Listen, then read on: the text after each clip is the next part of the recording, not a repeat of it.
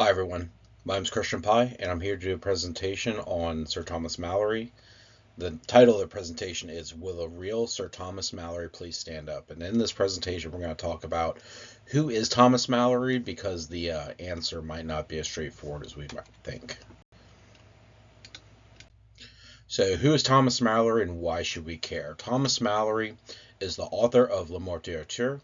It is the closest novelization or a record of King Arthur that we use to determine who King Arthur is kind of in the modern time.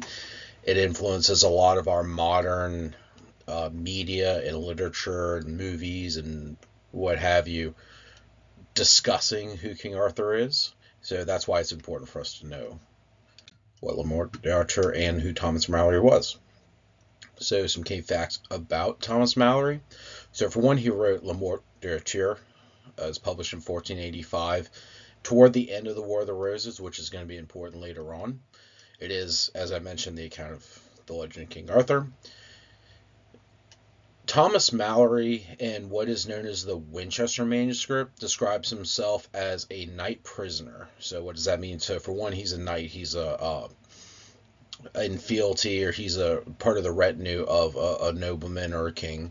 And he's a prisoner, meaning that he's probably been charged or convicted of some sort of crime, which these two things are gonna play a role later on in us determining the legitimacy of who these people are and why we should consider them the real Thomas Malory. And as most works of literature, Le Morte d'Arthur consists of several editions over nearly 600 years. It's still in print today. Le Morte d'Arthur, the original edition goes back 600 years. And as with changes in language and changes in editing and things like that, the original, say like Winchester manuscript, it might be different from an edition that you would buy from Books A Million or Barnes and Noble today. So the manuscript, or the novelization of the book Le Morte d'Arthur, is an account of the legend of King Arthur. It's published in 1485, as I mentioned, toward the end of the War of the Roses, which ended in 1487. It forms our understanding of who King Arthur is. Now, there are other accounts that predate Le Morte d'Arthur, but this is the one that most of the modern media uses to determine who King Arthur is.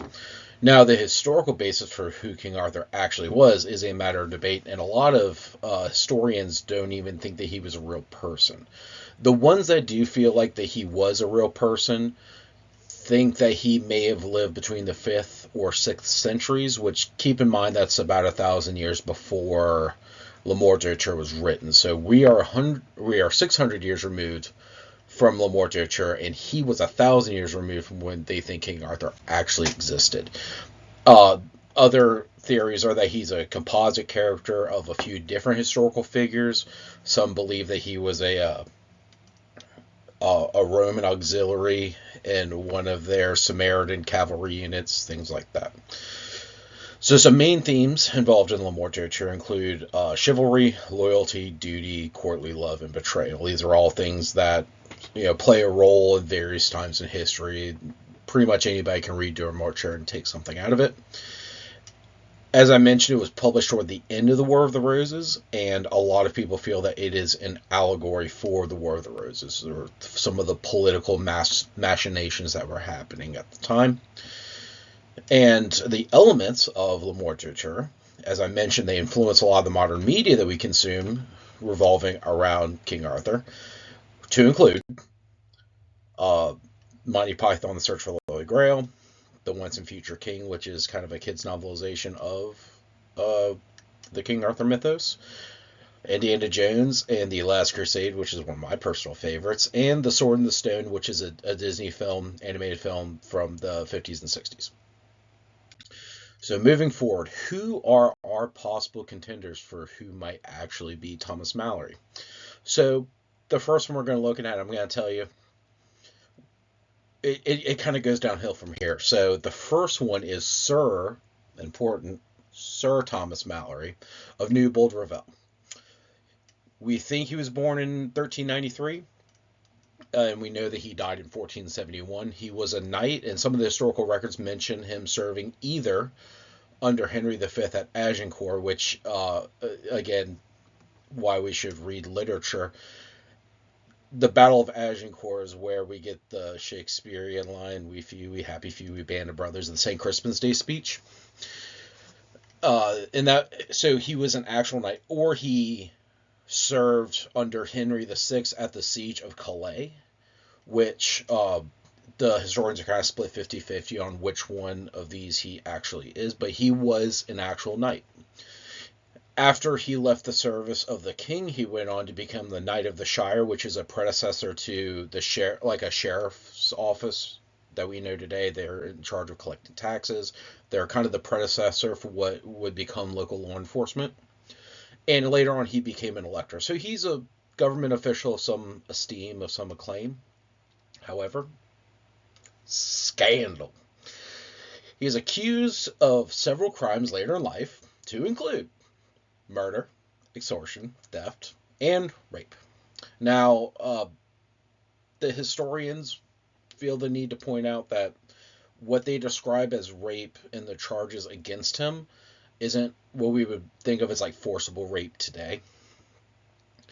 What they think actually happened was what we would call adultery, where he engaged in a consensual sexual relationship with the wife of another lord or something like that, and of course made the other lord big mad, as tends to happen.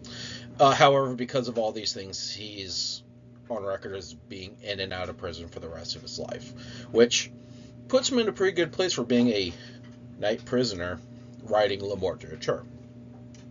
The main detractor of him being the author is his age. By the time the book is being written, he would have been in his 70s, which a lot of people feel, or a lot of historians feel, he wouldn't have been in the condition to write the book. All right, so moving on, and like I said, it's kind of downhill from here. Our next potential candidate is Thomas Malory of Papworth St. Agnes, 1425 to 1469. So he's quite a bit younger than the previous Thomas. He was born to William Malory, who was a member of Parliament. He became a ward of the king, so upon his father's death, which was pretty soon after he was born, he inherited his father's estate and then became a ward of the king, which is kind of like the king's and the king's court, basically his babysitter. He's it's like if you become orphans, you go to live with the family or something like that. And remained a ward of the king up until about 4 months before his death, basically the entirety of his life. The reason why historians feel like he is a good candidate for being the author of Le Morte d'Arthur is his dialect. The dialect of the area where he comes from is a lot closer to the way the manuscript was originally written. And we don't really have any information on him being a knight or serving in the military. However, at some point in his life, he was charged with kidnapping a local priest, bandying him about town to town, and trying to extort him to give up his church and for 100 pounds of silver or whatever. So, crime. We are missing the knight part, so no knightly prisoner, right? Moving on to the next, so Thomas Malory of Hutton Conyers. He was born in 1425. We have no idea when this guy died. For all we know, he's probably still kicking around there somewhere. Possibly mentioned in a general pardon involving knights in Northumbria, so that's a part of England up like along the Scottish border, in 1462. And the record talks about this. He's mentioned in a pardon, but he's specifically excluded from the pardon. And it mentions him as being I think a Lancasterian, which there's some argument that the original Thomas that we talked about, because there's an argument that no, that's referring to the original Thomas and not this Thomas and whatnot, back and forth.